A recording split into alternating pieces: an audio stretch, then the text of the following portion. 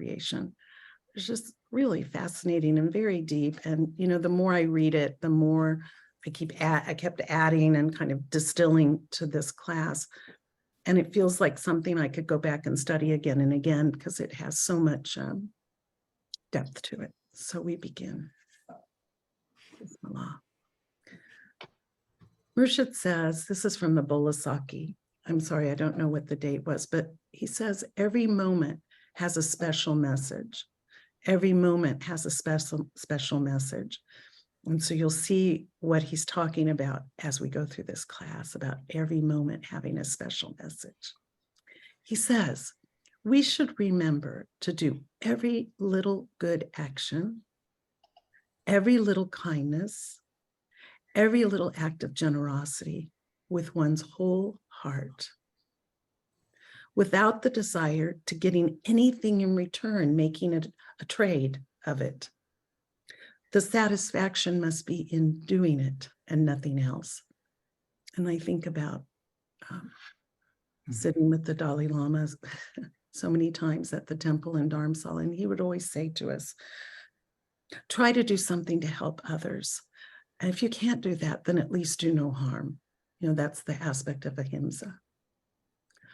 Baba Neem Karoli says, Hanuman will probably know this quote, Baba Neem Karoli says, the best way to forget oneself, and I would say one's troubles, is to serve others.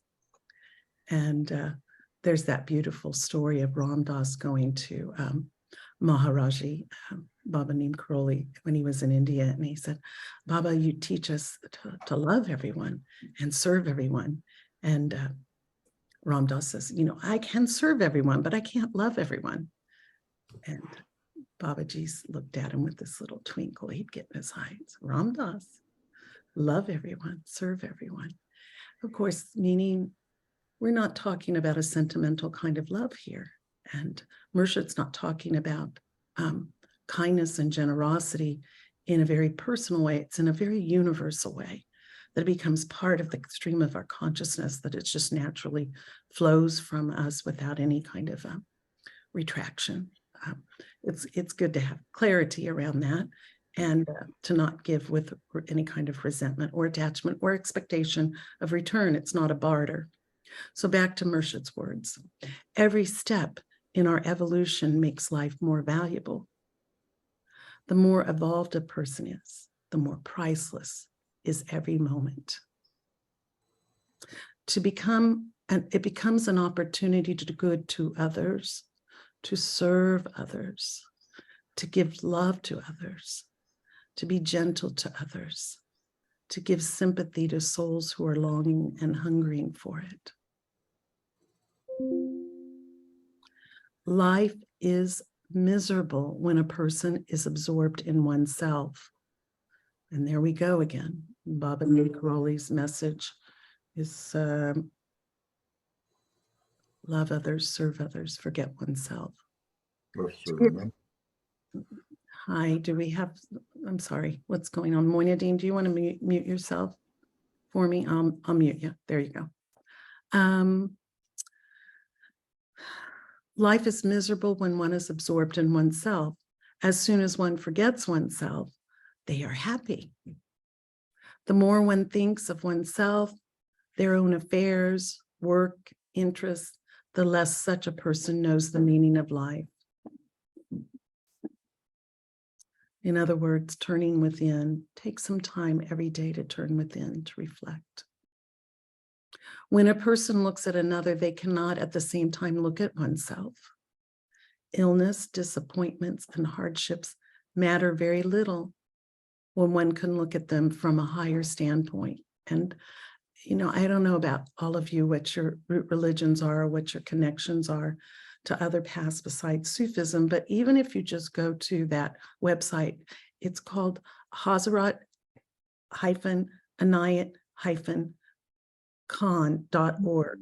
It's a database that's established there of all of Murshid's teachings, and you can do word searches. And I would invite you to do that and look up pain or look up suffering and see what Murshid says, because of course there's a great benefit to that, and we can have this higher point of view. So there Murshid emphasizes it, but I've been reading a lot lately of Saint Teresa of Lisieux, the Little Flower, and Saint Padre Pio. You know, these saints suffered, but suffered in kind of joy and glory. They understood the meaning of that and the process that was going on. Not that we look for that, but that when we're in that, we might have some strength and courage by seeking the advice of people, you know, like St. Francis, St. Padre Pio, the ones that had received the stigmatas. And there's so many of those, especially Carmelite saints, that were really mystics and can guide us in that way. St. Teresa of Avila, the interior mansion. Think about that, looking at these different aspects of kind of initiation. We have our own in this Sufi path, but there are others in other traditions. So back to Murshid. Murshid says, besides this moral point of view, there is a mystical aspect. Besides this moral point of view of giving, you know, every religion tells us to tithe, to be charitable towards others and so forth. So he says, besides the moral point of view, which is taught in the religions, he says there's a mystical aspect. And when looking from the mystical point of view, one sees God's greatest purpose is accomplished by us. God's greatest purpose is accomplished by us. Pir Vilayat would often say, God has created him, herself, has created us in order that he, she, it might experience itself, so that we are fulfilling, if we can understand this, if we can live from this point of view of understanding this insight, God is understanding God's one own self through us, through that manifestation. It's quite extraordinary to even contemplate it. It's almost mind-blowing, you might say. In explaining, Murshid's words again, in explaining this philosophy, I should like to give you a simile of an artist. Many of you are artists, I know that, in different forms. I give you a simile of an artist who has produced a beautiful picture, beautiful painting, beautiful writing, beautiful dance, we could say. All of you have an understanding of this. And then Murshid says, the dogs look at it and the cats look at it, but that's not enough. Inferring to look at it from a very animalistic point of view, or our most base point of view. That's not enough.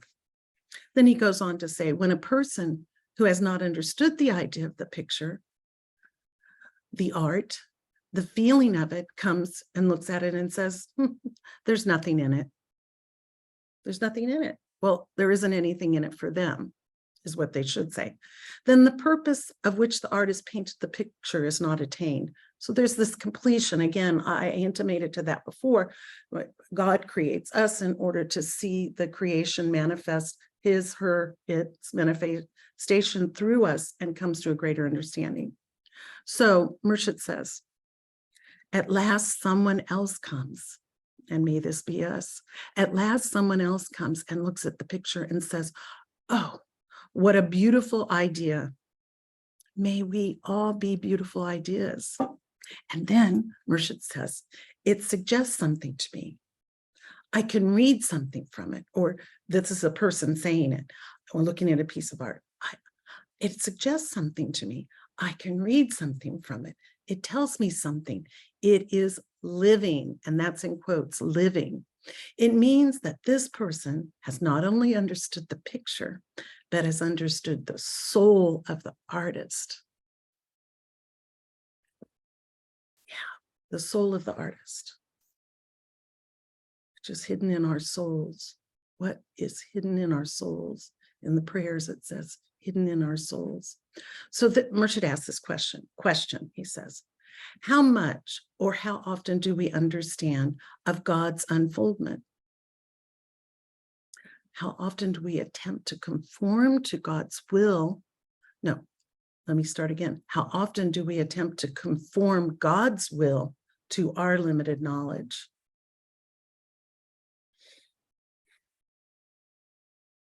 How often do we attempt to conform God's will to our limited knowledge? But if instead we sought to gain a deeper insight and understanding,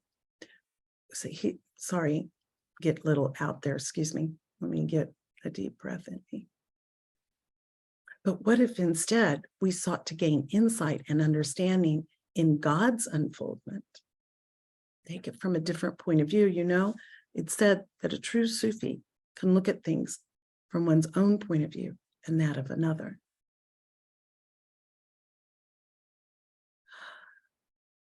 So I want to stop here for just a moment. And I'd like to work with a practice. And this practice is Kabir. Kabir. Kabir is the knower of truth. Kabir is the one that knows and understands the meaning of even the most hidden secrets. And Kabir is the one who knows the inner truth of every condition and every situation. And that's what Jesus, God, all the master saints and prophets are trying to point to us, to seek to know that which transpires behind that which appears. So let's work with this wazifa. I don't have any prayer beads. I guess fingers will have to do. And let's say it slowly, 33 times, with this sense of trying to open farther and farther to God's image of reality. And to the inner truth of things, not to be deceived by our own ears or eyes, but to see the deeper meaning. Thank you, Joe. Thank you, sweetheart.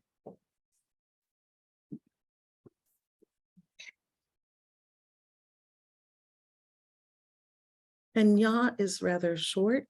Ka is short. If you think about these phonetics, they're really amazing because ya is kind of this that opens the lid to the heart. It's a salutation, meaning, oh, beloved friend. And these wazifas, these sacred names, are our friends.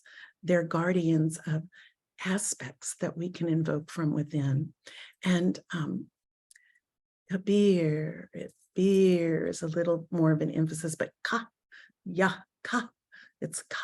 Again, it's like opening the jug, you know, when something's really tight and you go, pop, and you hear the air come out from that pressure. It's like that. So we're going to use those words to kind of open us up. Ya, ka, be. Ya, ka, be. Ya, ka, be. Ya, ka, be. Ya, ka, be. Ya, ka, be.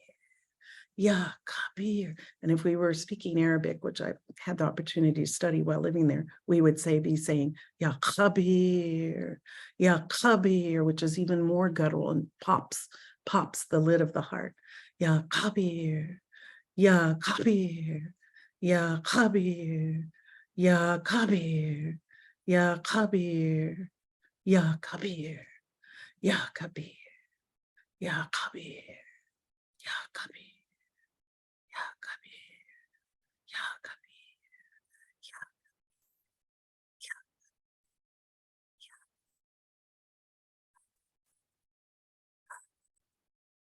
Ya Kabir, Ya Kabir, Ya Kabir, Ya Kabir, Ya Kabir, Ya Kabir, Ya Kabir, Ya Kabir, Ya Kabir, Ya Kabir.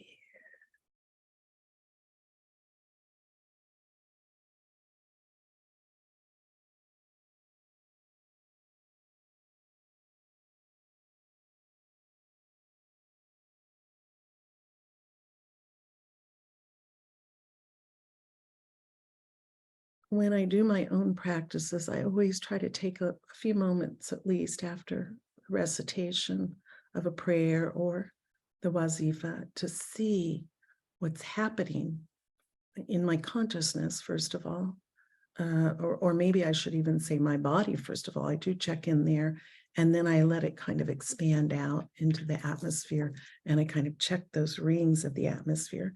So maybe you do as you do, but I just might suggest that you consider taking those few moments, feeling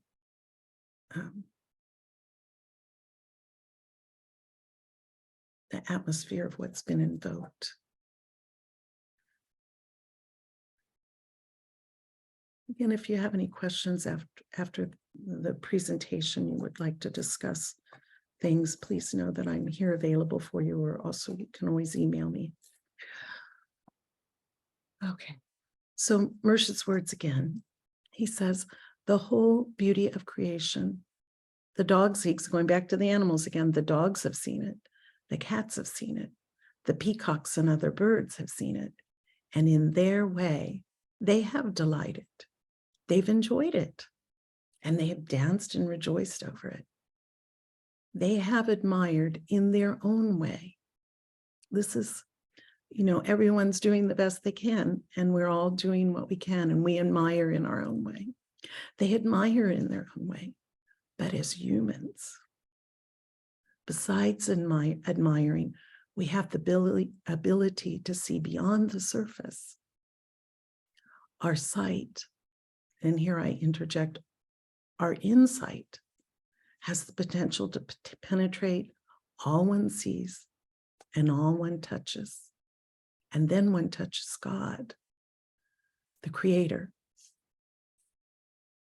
Murshid says, it's not only praising God, but it is knowing and understanding God, which gives the greatest satisfaction. And as Murshid said previously, do we always try to conform God to our point of view, or do we try to open to this perspective of God?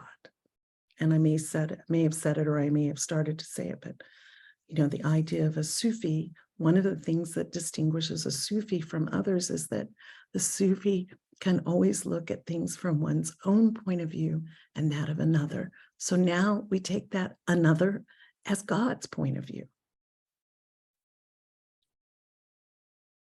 So I'll go back.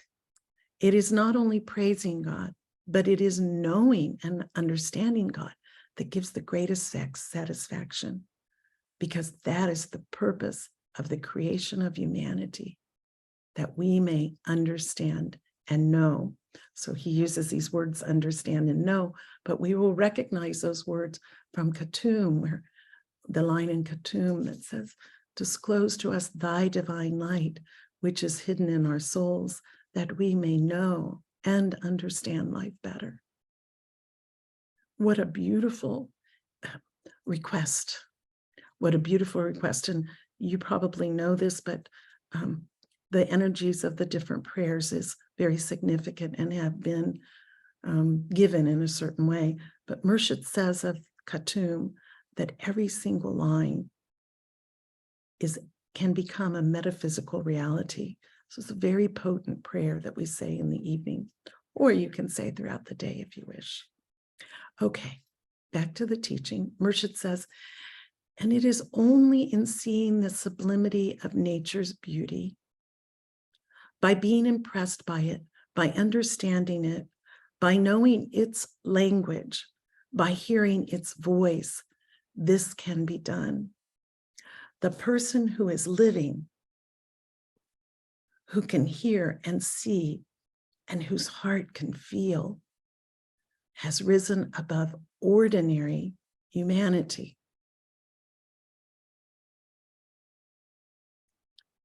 And again from the prayer Khatum, Murshid gives us this line, open our hearts that we may hear thy voice, which constantly cometh from within. Open our hearts that we may hear thy voice, which constantly cometh from within. And then back to this teaching, it does not mean that a person has to become an angel. One needs to live a fuller life, a really human life. And in the prayer Khatum, it is said, raise us above the denseness of the earth. Thy beauty do we worship, and to thee do we give willing surrender. So we don't have to do it every moment of every day, but if we could take some time just to surrender and to open and to put aside our limited thinking and limited understanding and open to the possibility and the potentiality that is there in the universe. Wow.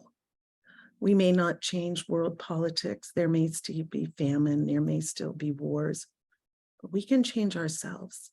And when we change ourselves, reality begins to shift and others can see things also through you and in you without you saying anything. Your atmosphere will do it, and it will help uplift others.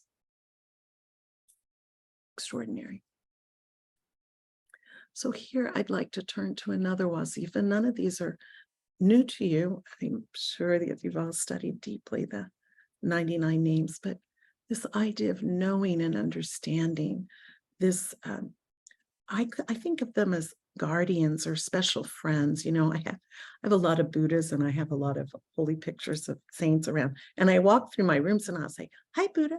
I love you." And I just talk to them like they're here. They're my friends. They're living. It's like, "Oh, Jesus, I love you. Thank you. When I have a hard time, remind me of what you went through." I just do that. I do it out loud. It sounds a little crazy, but when I'm polishing them, I'm talking to them, and so they're living for me. I'm looking at our beautiful, it's actually a wet bar that I've turned into a Buddha bar. So it's a mirror on 3 sides, and all of the Buddha statues that I brought with me from India are in there. And then when you look in the mirror, it's like infinite amount of Buddhas. It's a device they use in the monasteries to increase the merit of the prayers within the Buddhas. They've all been stuffed with prayers from Dalai Lama and blessed by him and my own teacher, Khamto Rinpoche. So they're here and they're living and they support me. And sometimes I go and ask them for help. So maybe think about that. You might have a picture of Mershid. Talk to him. He'll talk back. So we want to work with this special name, this special friend, this special guardian, Alim, Ya Alim. And the end of the word Im is extended. That sound, as you know, resonates with the upper registers of the chakra. And if at the very end you allow your lips to come closed, you see what happens up here. Okay, so we'll do this 33 times. Again, the meaning of Alim, it invokes this sense of all-knowing, or opens us to knowing more beyond our senses. It's the omniscient one, knows everything, always, everywhere, comprehends everything. It's the one that's intuitively aware of things, even though the external world or what others may be saying contradicts it. It intuitively is aware. And then it's this aspect where nothing can be concealed. It penetrates and it sees through. And it's as if every detail you become aware of every detail. And sometimes life is in the details, They would say that about when we were studying design. Gemma knows this, probably. Nur Latifa, having studied art, design is in the details. It's in the details. They also say, I think it was Mies van der Rohe, the great architect and furniture designer. God is in the details, he said. He was quoted as saying that from a design point of view and from his own spiritual point of view. So now we're going to do Alim, and see what happens to you. Okay, we'll do it 33 times and we can do it a little slow. And maybe we can kind of intone it. Let's see if I can get that and maybe you can follow me. Okay. Ya Alim.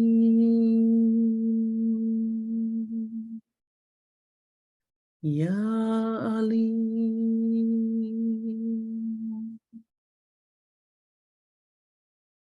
You can allow your eyes, you can close them, you can do it openly. Allow your eyes, you can shade them a little bit, lower your lids, or keep them completely closed, but bring your eyes up to the third eye area. Ya Alim.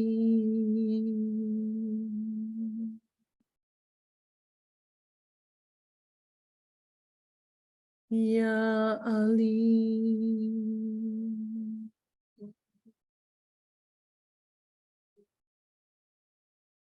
Watch me for just a moment. Open your eyes. Watch what happens to my lips on the Ya Ali. Try it. Ya Ali.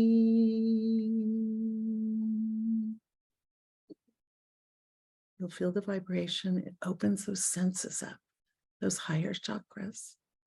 Ya Ali.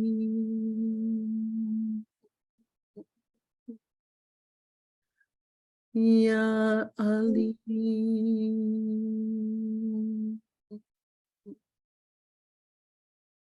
Ya Ali.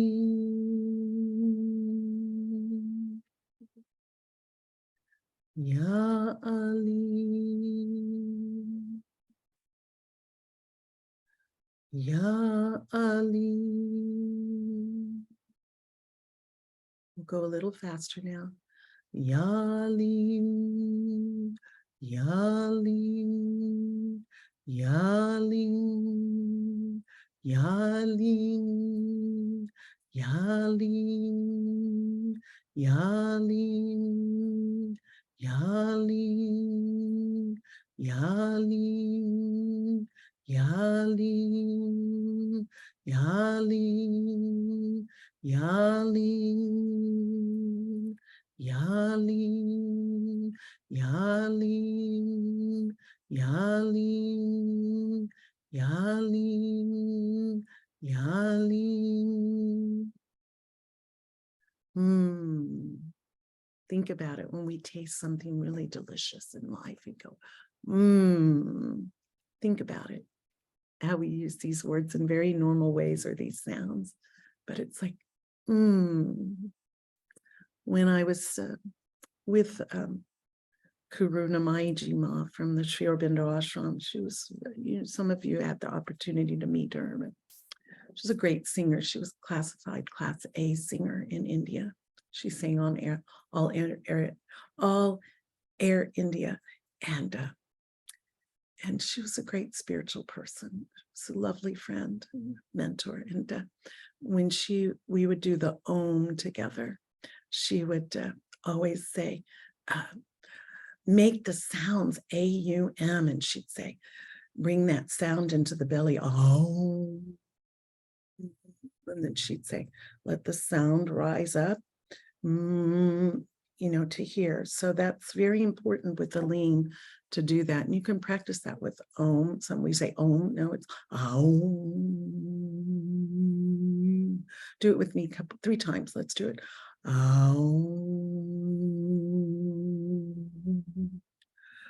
Om. Om. You can feel it. It's like this channel that opens. I just tried to get in the room.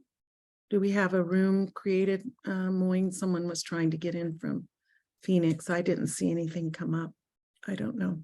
There's a problem, but anyway. No, this isn't locked out or anything. I didn't think so either. I think they're having trouble. Maybe they're not familiar with Zoom.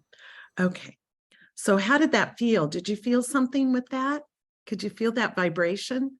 Like, it kind of like creates a buzz inside, and it opens all this up to those upper chakras. Karunaji would talk about it as because she would often play the tambura, and so this is like the lower part of our abdomen is like the gourd, and then of course the sound rises up like the neck, and then she's calling now. I don't know if I can invite her in. Let me just stop that. Yeah, it's kind of like Command Central here. All right. So what a great thing. So we're back to Murshid's words. After Aleem, I'll go back one sentence where he says, it does not mean that a person has to become an angel. One needs to live a fuller life to become really human, to have a really human life, a real human being. Hadayat would often say, we don't have to pretend to be spiritual. We are spiritual. Or he'd say, just be a real human being. Or he'd say, just be natural. don't try to be anything, just be natural. It's his father's teachings, which he gave very naturally and very frequently, or sometimes commanded to people. Okay. What a great thing is understanding. Isn't it true when we feel someone understands, listens, and hears us? That understanding is like a soothing balm to us. It creates an open atmosphere in which we feel safe. So Murshid says, what a great thing is understanding. It is priceless. No person can give greater pleasure to another than through understanding. Maybe we could say kind of sympathetic heart, a sympathetic heart. The closest friend in life is the one who understands most. It is not necessarily one's wife or husband, brother or sister. It is the one who understands you the most, who is the greatest friend in the world. We can be the greatest friend of God if we understand God. We can be the greatest friend of God if we understand God. Imagine how a person lives in the world with closed eyes and closed ears. Every name and every form speaks constantly making signs for us to hear, for us to respond to, for us to interpret, that we may become a friend of God. When I was reading this passage, I was thinking of the quotes where Murshid talks about hearing with the ears of the heart and seeing with the eyes of the heart. So I went and I found this passage from The Alchemy of Happiness, the Sufi message, volume 6, and it's on receiving the knowledge of life. Well, that's very apropos for this teaching, isn't it? And then it's a section 5 on revelation. Someone once asked me, in Sufism, is there such a thing as revelation? Well, yeah, here we're going to listen to it right now. So Murshid says, when the soul is tuned to that state, to this certain state of sort of this finer listening, this finer opening, this finer seeking of the truth behind the truth, then it's tuned to that state when the eyes and the ears of the heart are open and see and hear the word, the word that comes from all sides. When the soul is tuned to that state, then the eyes and the ears of the heart are open to see and hear the world that comes from all sides. In fact, every atom, either in heaven or earth, speaks, and it speaks aloud. It speaks and it speaks aloud. Everything speaking. Oh my God. I'm going to put this as a link on this teaching, by the way. So please go.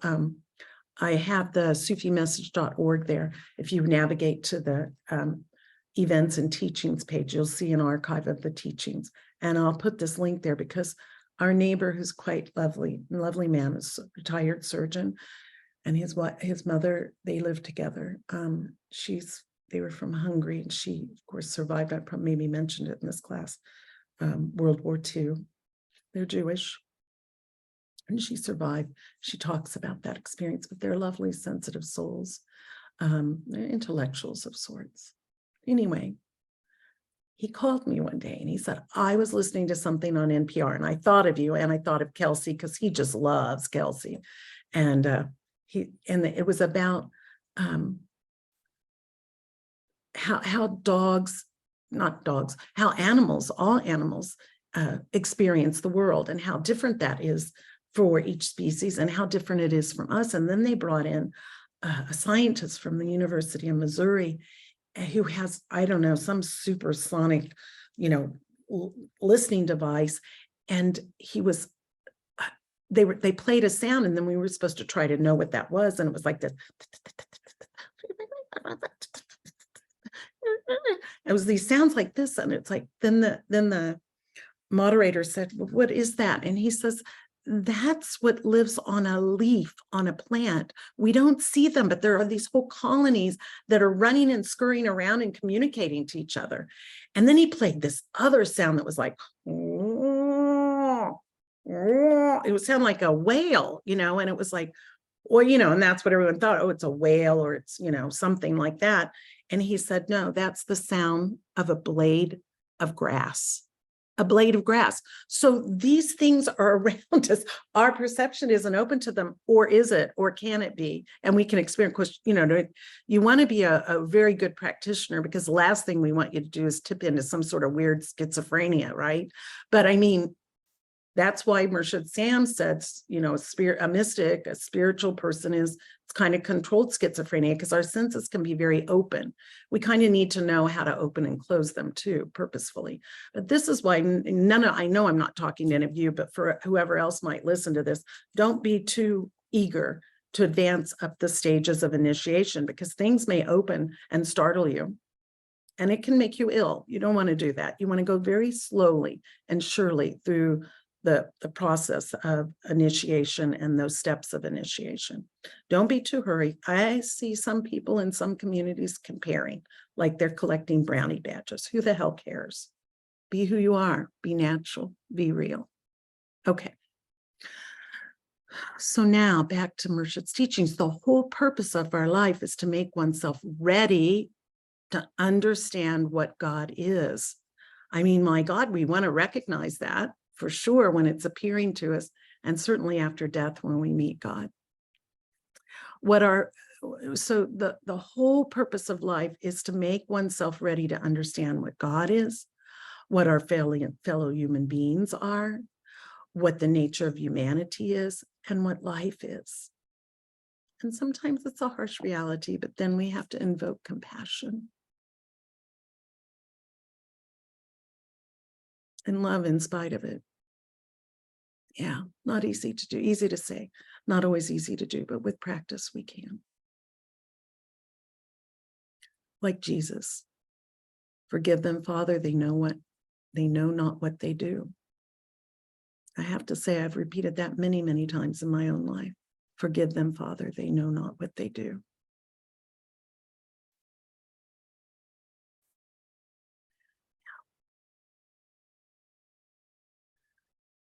When you look a certain way, you act a certain way, you are a certain way, certain people really celebrate you. Other people don't like it. So I've said many times, forgive them, Father, they know not what they do. And I try to love in spite of it all and the hurt that may come. Okay, now coming to a still greater secret of life, I want to answer the question. This is Murshid speaking. I want to answer the question, how can we grow to read and understand the message that life speaks through all names and forms? The answer is that by the opening of the eyes, you can see all things. Again, the eyes of the heart. So by opening the heart, you can understand all things. As long as the heart is closed, you can't understand. The secret is that when the ears and the eyes of the heart are open, all planes of the world are open. All names are open. All secrets, all mysteries are unfolded. This gives another meaning to the prayer Salat. Thy light is in all forms, thy love in all beings. Allow us to recognize thee in all thy holy names and forms. Now that prayer, after that, we name. Let us know thee as Abraham, as Solomon, as Zarathustra, as Moses, as Jesus, as Muhammad, Krishna, Buddha, Rama. But is it just that, I ask you? All thy holy names and forms, all of manifestations, holy names and forms. Not just the master saints and prophets that are recognized or even unknown, because we mentioned those two in that prayer, but thy light is in all forms, thy love in all beings. Allow us to recognize thee. It could just be that much. In all thy holy names and forms.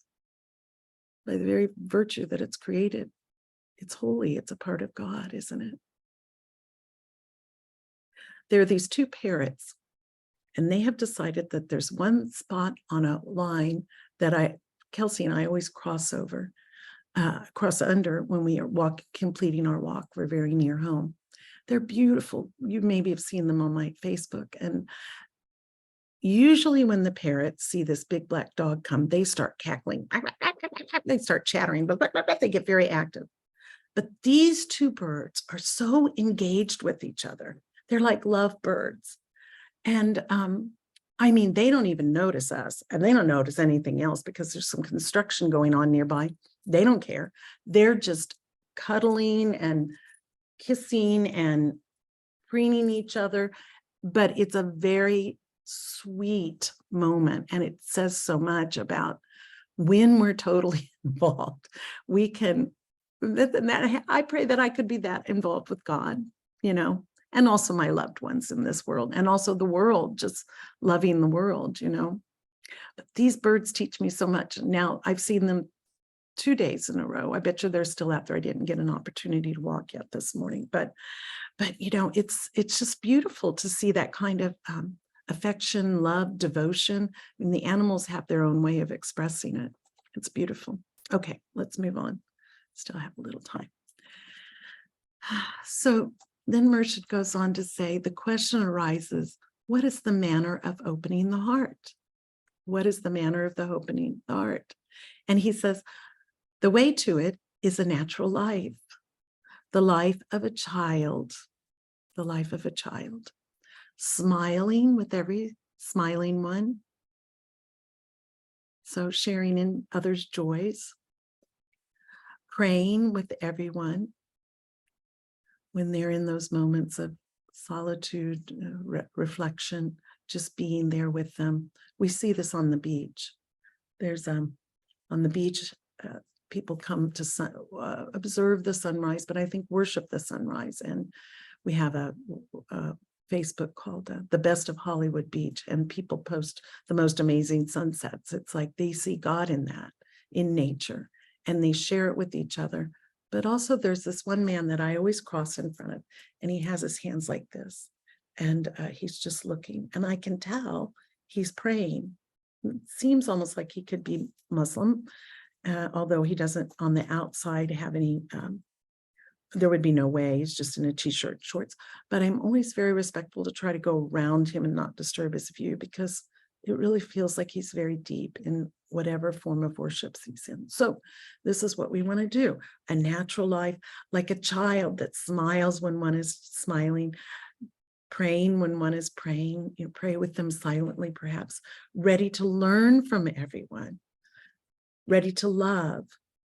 Murshid says, the child has enmity against no one, has no hatred, no malice.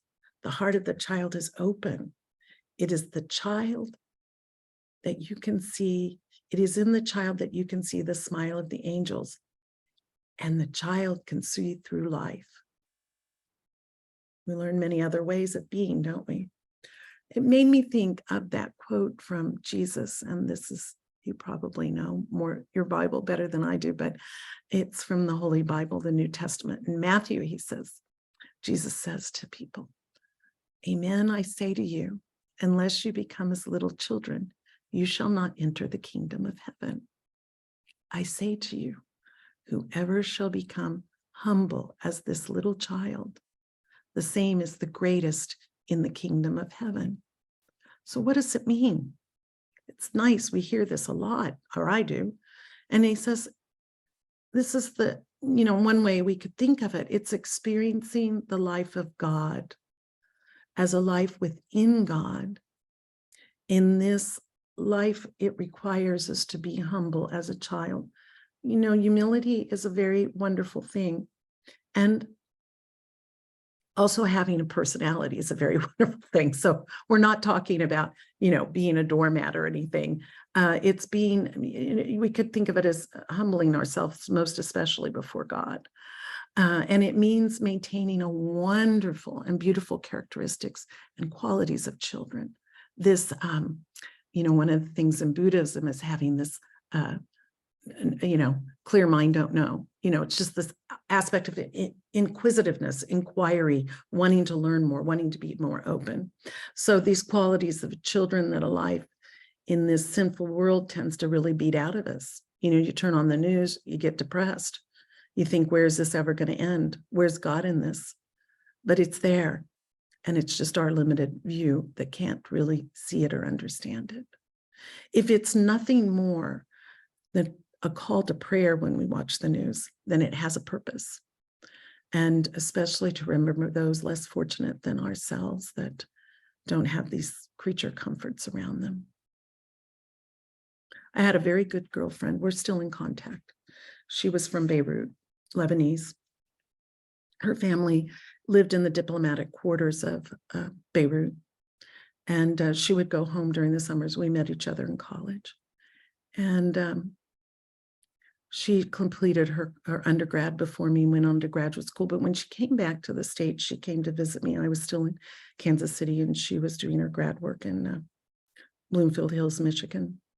But she came to see me when she came back to the States. And she had removed her blouse, and she had these huge, they were healing, but huge gashes, like on her back.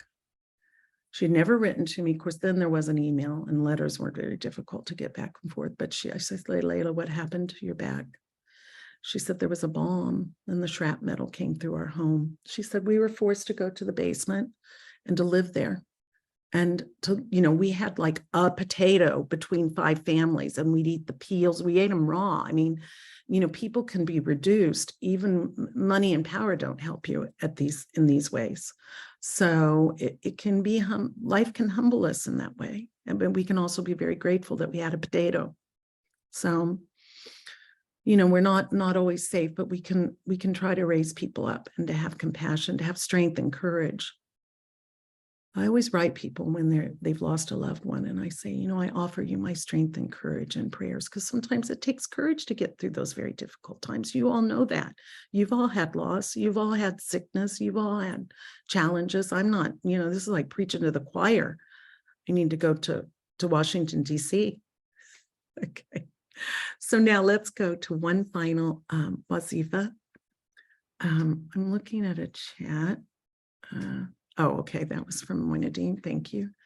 Thank you. You can join the list. Moinadine invites you. You can send your name in a chat. Or if you're part of our group and you haven't yet signed up, which I think you all have, I can share your emails with Moinadine if you ask me to. So one last practice, and this is Ya Fatah. Ya Fatah. Again, that it's lifting. So what does this mean? Well, I always heard it's the opener of the way, right? Did you all hear it that way? We do it at the end of dance class, Ya Fatah, Ya Fatah. Murshid Sam gave a very specific mudra with that. Your hands were closed, and then you open them up so that the blessings would go through your fingers as you were bringing your hands out from your heart. There's very deep meaning to this wazifa. So, and you probably know it. I'm learning as I prepare these classes. So, but Fatah means also, it's both the beginning and to open. So it's beginning and to open. Ya Fatah, with Ya Fatah, you begin to open your heart to the infinite possibilities of the divine presence. The infinite, we open up ourselves, we become like these empty vessels. We open the way for that to happen, the infinite possibilities of the divine presence. This opening is, listen to this, so beautiful. It's like the water wheel of Rumi. This opening is continuous to the divine presence, and it opens us to an enlightenment that keeps happening. So it's like it just keeps churning. How beautiful is that? Again, like a water wheel. Al-Fatah brings great power to clear away the obstacles and open the path of our life for success, and open the heart to love and ecstasy. In Tibetan Buddhism, we talk a lot about the significance of our practices.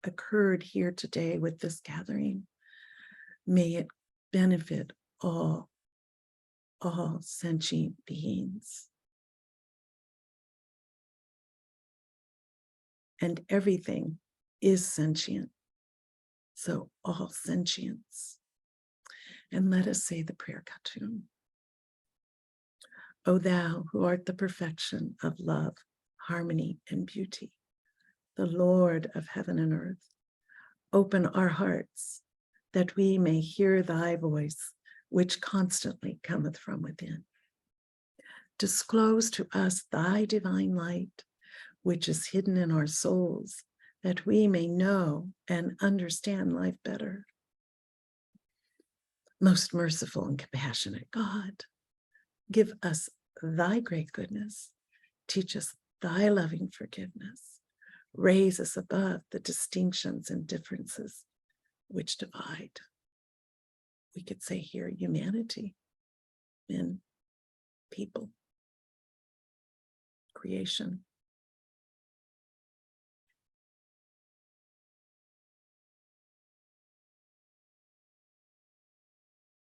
Send us the peace of thy divine spirit and unite us all in thy perfect being.